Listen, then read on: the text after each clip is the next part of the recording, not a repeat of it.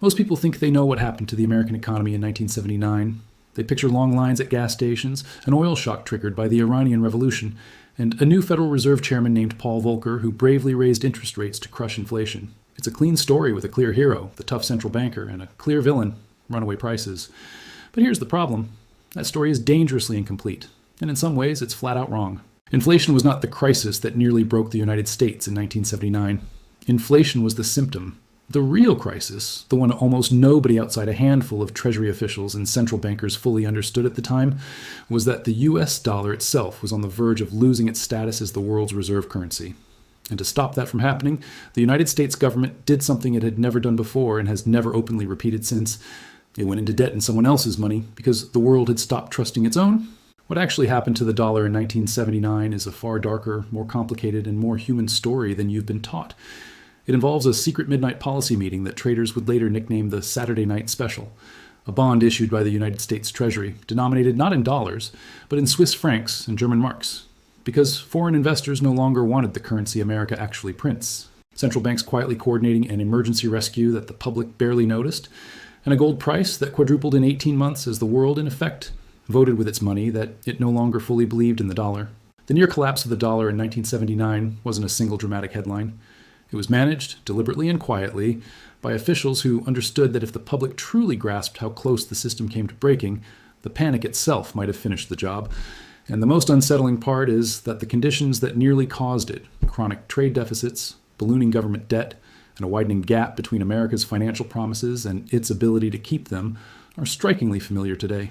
So let's go back, not to October 1979 and Paul Volcker's famous rate hikes, but much further. Because the true origin of the 1979 dollar crisis doesn't start with Volcker. It starts 8 years earlier, on a Sunday evening in August 1971.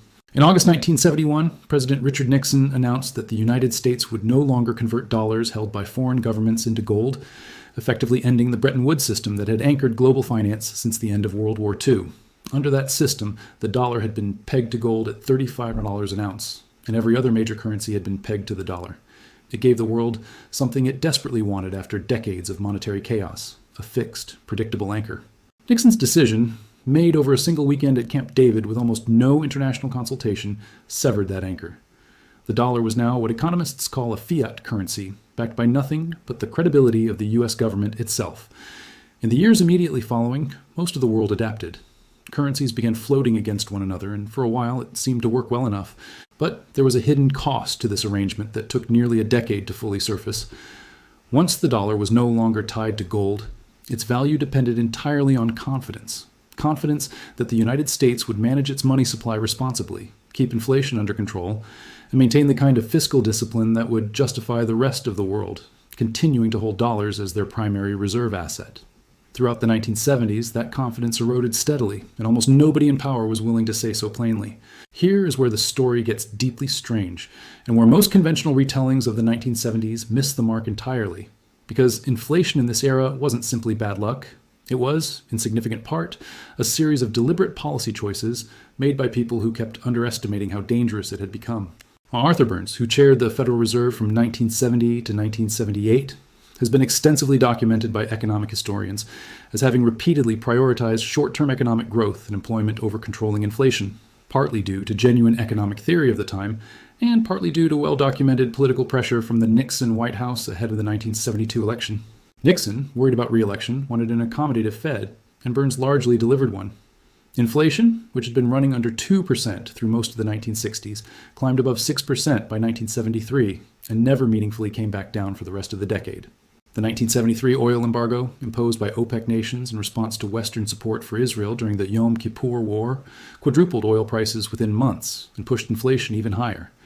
But rather than treating this as a warning to tighten monetary policy decisively, the Federal Reserve under Burns continued a pattern that economist and later Fed Chairman Paul Volcker himself would later criticize as stop-and-go policy, tightening briefly when inflation spiked, then loosening again the moment unemployment ticked upward, never fully breaking the inflationary momentum building in the economy. By 1978, under Burns's successor, G. William Miller, a businessman with limited central banking experience, whom many economists at the time considered an unusually weak appointment for the role, inflation had climbed to nearly 9% annually and was accelerating. Wages, contracts, and public expectations were increasingly built around the assumption that prices would simply keep rising, a dynamic economists call embedded inflation expectations. And once expectations shift this way, inflation becomes dramatically harder to reverse without deliberately inducing economic pain. Now, let's talk about the part of this story that almost never gets proper attention. What chronic inflation was quietly doing to the dollar's standing with the rest of the world, not just with American consumers buying groceries. Foreign governments and central banks, particularly in West Germany, Japan, and Switzerland, held enormous reserves of US dollars, both because of America's role as the world's largest economy and because of long-standing agreements around global trade and oil pricing. Most oil was priced and sold in dollars, but holding dollars only makes sense if those dollars retain their value. As American inflation climbed through the mid and late 1970s, while inflation in West Germany and Japan remained comparatively controlled, the dollar began losing real purchasing power relative to those other currencies, and foreign holders of dollars began quietly, then increasingly openly, converting their dollar reserves into Deutschmarks, yen, and Swiss francs instead. The dollar's exchange value told the story starkly. Between 1977 and October 1978 alone, the dollar fell by roughly 30% against the Japanese yen, and by a similarly dramatic margin against the West German mark. This wasn't a modest adjustment. It was the currency of the world's largest economy losing nearly a third of its value against its major trading partners in under 2 years. And it was happening at the same time that OPEC nations, who priced oil in dollars, were watching the real value of their oil revenue shrink with every dollar that weakened. By the fall of 1978, U.S. Treasury officials were receiving increasingly urgent warnings, some now documented in declassified records and covered extensively by financial historians, that OPEC members were seriously discussing whether to abandon dollar pricing for oil altogether, potentially shifting to a basket of currencies. If that had happened, it would have represented one of the most consequential blows to the dollar's global standing in the post-war era, permanently reducing global demand for dollars and, by extension, America's unique ability to finance its deficits by simply printing the currency the rest of the world needed to buy oil. This is the moment that deserves to be far better known than it is because it represents one of the most extraordinary admissions of financial vulnerability in modern American history, and it happened almost entirely outside public attention. On November 1st, 1978, the Carter administration announced what became known as the Dollar Rescue Package, an emergency, multi-part intervention designed specifically to stop the currency's collapse before it triggered a full-blown international crisis. The Federal Reserve raised its discount rate by a full percentage point in a single move, an unusually aggressive step at the time. The Treasury announced it would sell part of America's gold reserves on the open market to help support the dollar's value. And then came the part that almost nobody remembers today, and which historians of international finance consider genuinely remarkable. The United States Treasury issued government bonds denominated not in dollars, but in Swiss francs and West German marks. These became known informally as Carter bonds. The United States, the issuer of the world's dominant reserve currency, was effectively telling international investors that it understood they no longer fully trusted dollar-denominated debt, and that it was willing to borrow in foreign currency, taking on the exchange rate risk itself specifically to reassure the world that America was serious about defending the dollar's value. This was paired with coordinated intervention from the central banks of West Germany, Japan, and Switzerland, who agreed to sell their own currencies and buy dollars on the open market to help stabilize the exchange rate, an arrangement that required a level of international coordination rarely seen outside of major financial emergencies. The package worked, in the immediate sense that it halted the dollar's free fall for several months, but it was in essence an emergency intervention to prevent what officials privately understood could become a genuine run on the US dollar as a reserve currency. And it was framed publicly in far more technical, muted language than the scale of the underlying problem actually warranted. Just as the situation appeared to be stabilizing in early 1979, a second crisis hit that made the underlying vulnerability far worse. In January 1979, the Shah of Iran was forced from power amid the Iranian Revolution, and Iranian oil production, which had supplied roughly 5% of the world's oil, collapsed almost overnight due to strikes, political upheaval, and the installation of a new revolutionary government hostile to the West. Global oil prices, already elevated from the 1973 shock, more than doubled between 1979 and 1980. This hit the American economy at the worst possible moment, an economy already suffering from high inflation, a weakened currency, and eroding international confidence, and it pushed inflation even higher, with U.S. consumer prices climbing above 11% by the end of 1979 and eventually peaking above 13% in 1980. At the same time, gold, which functions as a kind of real-time referendum on confidence in paper currencies, told its own story. Gold had traded around $200 an ounce in early 1978. By January 1980, it briefly touched $850 an ounce, more than a fourfold increase in roughly 18 months. This wasn't simply investors seeking a hedge against inflation in the ordinary sense. It reflected a genuine, widespread loss of confidence in the dollar and in paper currencies generally, among both institutional investors and everyday savers around the world who were quietly moving wealth into something they believed governments couldn't simply print more of. By the summer of 1979, President Carter's economic team was in open disarray. In July, following a period of intense internal turmoil that became known as the Cabinet Massacre, in which Carter asked for the resignations of his entire cabinet before accepting several of them, Treasury Secretary Michael Blumenthal was replaced, and Fed Chairman G. William Miller, widely viewed on Wall Street and in international financial circles as too accommodative and insufficiently committed to fighting inflation, was moved to the Treasury Department. To replace Miller at the Federal Reserve, Carter turned to Paul Volcker, then president of the Federal Reserve Bank of New York, a decision that was reportedly influenced heavily by the need to reassure jittery international markets and foreign central banks that the United States was finally serious about defending the dollar. Volcker was known within financial circles as a committed inflation hawk, and his appointment was, in part, a direct signal aimed specifically at restoring the kind of international confidence the November 1978 rescue package had only partially and temporarily achieved. Volcker himself later acknowledged in interviews and writings that he understood. The appointment came with an implicit mandate. Whatever it took to restore confidence in the dollar, even if that meant accepting a recession, was now considered less dangerous than allowing the currency's credibility to continue eroding.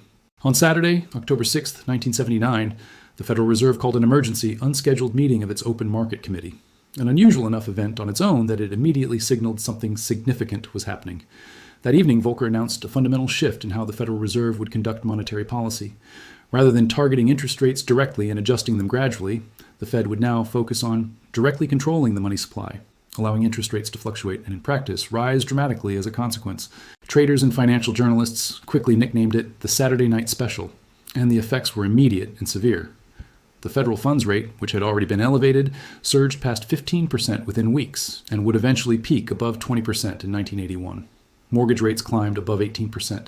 This was, by design, an intentionally severe monetary shock, one that Volcker and his colleagues understood would likely trigger a significant recession, because they had concluded that the alternative, continued erosion of confidence in the dollar and continued acceleration of inflation, represented a graver long-term threat to the American economy and to the dollar's global standing than a deliberately induced downturn. Now, let me bring all of these threads together, because the true scale of the 1979 dollar crisis is not captured by any single headline, but by the way a decade of accumulated vulnerabilities converged into a genuine, if quietly managed, emergency. You had the severing of the dollar's link to gold in 1971, which made the currency's value entirely dependent on confidence rather than a fixed physical anchor. You had a Federal Reserve under Arthur Burns that repeatedly prioritized short-term political and economic considerations over controlling inflation, allowing inflationary expectations to become deeply embedded in the American economy. You had a dollar that lost roughly a third of its value against major trading partner currencies in under 2 years, alarming foreign governments and central banks who held enormous dollar reserves. You had serious, documented discussions among OPEC members about abandoning dollar pricing for oil altogether, a shift that would have permanently weakened the currency's global role. You had an emergency rescue package in November 1978 so severe that the United States government issued sovereign debt in foreign currencies for the first time in generations, a quiet but extraordinary admission of vulnerability. You had a second oil shock triggered by the Iranian Revolution that compounded an already fragile situation. And you had a gold price that quadrupled in 18 months, reflecting a genuine global loss of confidence that culminated in Paul Volcker's deliberately shock-inducing policy shift in October 1979. Each of these factors alone might have produced a manageable economic rough patch. Together, they produced a genuine crisis of confidence in the world's reserve currency, one serious enough that the U.S. government took steps, largely undisclosed to the general public in their full significance at the time, that it has never needed to repeat since. What conventional retellings of this era get wrong, time and again, is compressing the late 1970s into a simple story about inflation and gas lines, followed by Volcker's heroic rate hikes. That framing isn't just incomplete, it obscures the fact that the underlying issue wasn't merely rising prices.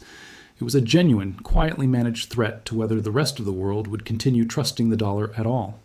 When we talk about interest rates hitting 20% or inflation peaking above 13%, those numbers don't capture what it actually felt like to live through it.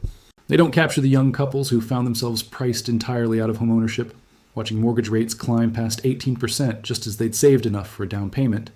They don't capture the family farmers across the American Midwest who had taken on debt during the relatively cheap credit of the mid-1970s, only to watch their loan payments balloon as interest rates spiked, a squeeze that contributed directly to the farm debt crisis of the early 1980s, and a documented wave of farm foreclosures, and tragically, a measurable rise in rural suicide rates during that period. They don't capture the small business owners who watched viable, profitable companies collapse, simply because the cost of borrowing to cover routine operations became unsustainable almost overnight. The recession that Volcker's policies deliberately induced pushed U.S. unemployment above 10% by 1982, the highest level since the Great Depression at that point. Entire manufacturing regions of the American Midwest and Northeast, already under pressure from foreign competition, were hit especially hard, accelerating industrial decline in cities that, in many cases, never fully recovered. And here's the thing that should genuinely unsettle you. Almost none of this was explained to the public in the terms it deserved at the time. Officials spoke of fighting inflation and restoring stability, language that was true as far as it went, but that obscured just how close the underlying system had come to a much deeper crisis, one involving the very foundation of the dollar's global role, a topic considered too destabilizing to discuss plainly while it was actively unfolding. This is a pattern that should feel uncomfortably familiar to anyone watching the dollar's role in the global economy today. The specific mechanisms have changed, the dollar is no longer tied to gold at all, and the scale of global reserves, sovereign debt, and dollar-based trade dwarfs anything seen in 1979. But the underlying vulnerability remains structurally similar. The dollar's global dominance rests entirely on continued confidence from foreign governments, central banks, and oil-producing nations that America will manage its currency and its debt responsibly. Persistent trade deficits, historically large government debt levels, and periodic discussions among other nations about reducing dependence on the dollar for trade and reserves echo, in different form, the exact anxieties that drove the quiet emergency of 1978 and 1979. The conventional story of 1979 is comforting in a way. It tells us inflation got out of control, a tough new Fed chairman arrived, and he fixed it through sheer will and higher interest rates. It implies the crisis was fundamentally domestic, a story about American consumers and American prices. But the real story is far less reassuring. The real story is that the United States came close enough to a genuine international loss of confidence in the dollar that its own government quietly borrowed in foreign currency to prove it was serious, an admission of vulnerability that would be almost unthinkable to imagine happening openly today. The recession that followed wasn't merely about curing inflation. It was the price paid to preserve something far larger and far less visible to the public: the dollar's continued status as the currency the rest of the world was willing to trust. That's the real lesson of 1979. Not that inflation is dangerous, everyone already understands that.